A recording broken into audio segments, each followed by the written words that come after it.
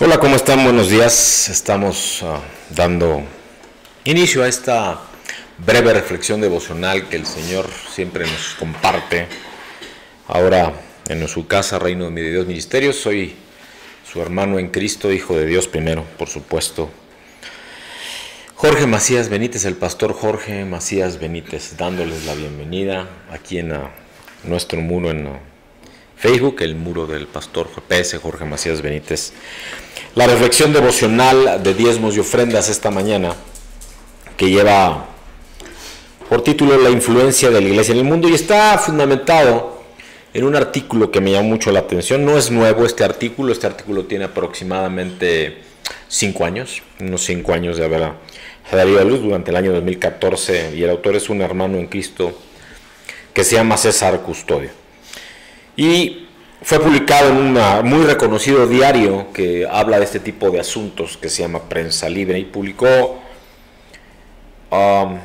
una historia narrando una investigación que él hacía, que se llama Los evangélicos ganan terreno en el país, y en donde este brother, por así decirlo, César Custodio, argumentaba sobre el crecimiento del cristianismo evangélico en América Latina.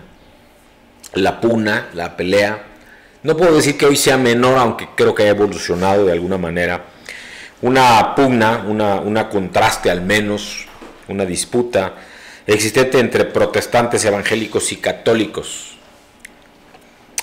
Y la verdad es que, al menos en mi experiencia, mientras estuve congregándome, digámoslo así, no siendo yo el pastor principal, aunque yo era pastor asociado en diferentes ministerios, y no pensando directamente en el pastor líder o pastor principal de aquellas congregaciones, pero desafortunadamente luego la congregación, la grey, la eclesia, tiende a razonar, aunque en ocasiones puedo hablar por otras iglesias que también conocí o fui invitado o he tenido el testimonio que sí lo hacen así, en donde hay una contraste y algo así como déjeme ponerlo así,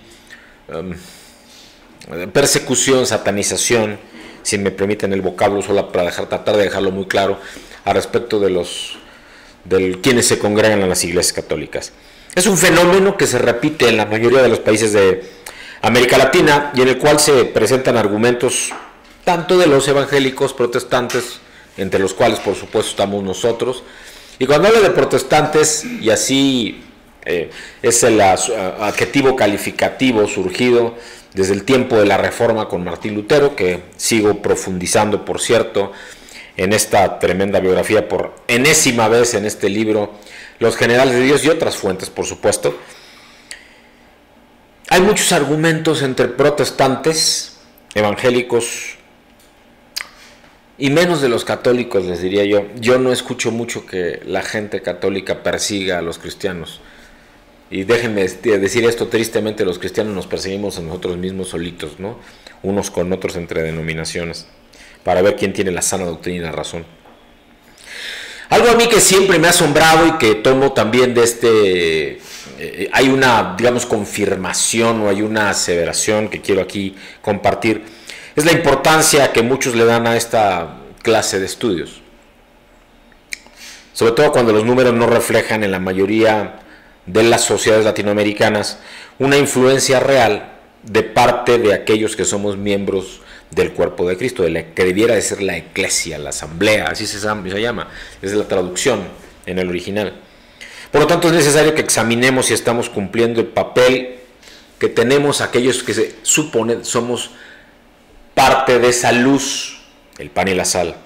Y sal y luz, precisamente, la iglesia establecida, la que debiera ser la eclesia, el cuerpo de Cristo establecido por Dios, siempre tuvo, siempre ha tenido, siempre va a tener influencia en todo tiempo y en todo ámbito.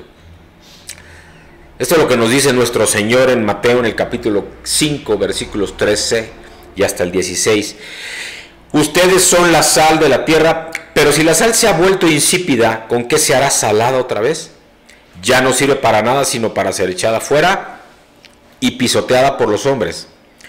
Ustedes son la luz del mundo. Una ciudad situada sobre un monte no se puede ocultar, ni se enciende una lámpara y se pone debajo de una vasija, sino sobre el candelero, y alumbra a todos los que están en la casa. Así brille la luz de ustedes delante de los hombres, para que vean sus buenas acciones y glorifiquen a su Padre que está en los cielos. Amados, la influencia de la iglesia ha traspasado tiempos, culturas, ideologías, filosofías, terrenos, territorios, política, economía, porque al ser una institución, por decirlo de esta manera, en lenguaje natural y solo para darme a entender, donde la semilla del evangelio sale hacia el mundo y llega a la familia, donde se asienta la sociedad, al gobierno, para que las naciones sepan manejar ese código moral, esos valores que están imbuidos, que son parte misma de la palabra de Dios, al individuo, a la persona, al ser humano, para que éste sepa el camino que debe de seguir. De una iglesia saludable y alineada con las Escrituras emanan las verdades dadas, escritas en esta palabra de Dios, llevándola, o así debiera de ser, llevándola a encontrar el camino correcto hacia el Padre. Dice la palabra de Dios, dando testimonio de lo que mismo Jesús dijo: nadie viene al Padre si no es por medio de mí. Pero hay que producir fruto. En Mateo, en el capítulo 13, encontramos a Jesús contando las multitudes la parábola del sembrador, para luego explicar a sus discípulos su significado. En el verso 23, o en el versículo 23 dice: mas el que fue sembrado en buena tierra, este es el que oye y entiende la palabra y da fruto, y produce a 100, a 60 y a 30 por uno. Y ahí podemos observar al menos que aquellos a quienes ha sido sembrada la semilla, amados, tenemos la responsabilidad de oírla con un corazón humilde, de escudriñarla para entenderla y ponerla en práctica, para dar fruto. Uno de los problemas actuales es nuestra definición de fruto. Definición que muchas veces no va de acuerdo con la palabra de Dios. Hoy en el mundo occidental, pero también en el oriental, mucho en el asiático igual, Medio Oriente ya no está exento. Si hablamos por ejemplo de Indonesia, lo han traducido en tremendos templos, tamaños, terrenos, miles de congregantes, denominaciones grandes, porcentajes grandes. Pero eso no te habla de fruto, amado, te habla de multitudes, te habla de mucho capital, te habla de mercadotecnia, no necesariamente te habla del fruto del Espíritu en el congregante, de un verdadero hijo de Dios. El bienestar de una sociedad en un paralelismo no depende del gobierno, depende de qué hace quienes gobiernan, quienes ostentan el liderazgo. Y en una iglesia no es distinto, depende de quien gobierna esa iglesia. Claro, debe ser Cristo, el Padre, por medio del Espíritu Santo, pero estoy hablando de hombres y mujeres que deben de dar testimonio de quién habita, quién vive en ellos. Y lamentablemente la falta de entendimiento, de discernimiento, de una comunión verdadera con Dios, de un cristianismo verdadero, integrado, ha llevado a muchos a diluir el poder del Evangelio y el sacrificio redentor de Jesucristo, creando un evangelio centrado en el hombre y no en Dios. Un evangelio centrado en lo que el hombre cree y entiende y no en lo que Dios es. Porque Dios no necesita que tú le entiendas, ¿sabes?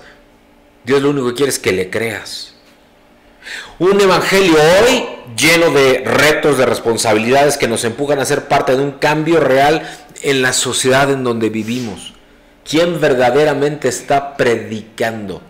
¿El hombre y su mente y su entendimiento? ¿O Cristo mismo usando al hombre?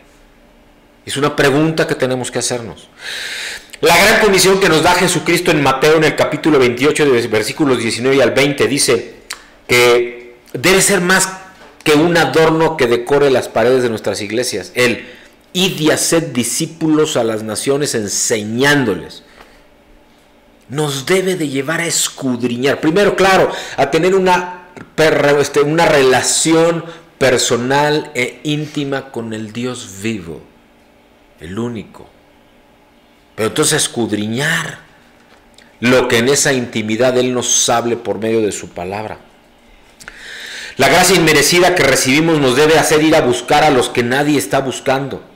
Nos debe hacer ir allí a donde todos nuestros recursos para el beneficio del reino deben estar puestos, y nos lleva a hacer una iglesia fuera de las cuatro paredes. Una iglesia que empieza en nuestros corazones y que se expande hacia afuera sin importar en dónde estemos, aunque no sean las cuatro paredes de un edificio que llamamos iglesia. Así que sin duda tenemos que hacernos una pregunta: ¿qué influencia verdadera tiene la iglesia hoy? ¿Qué influencia verdadera tiene la iglesia hoy?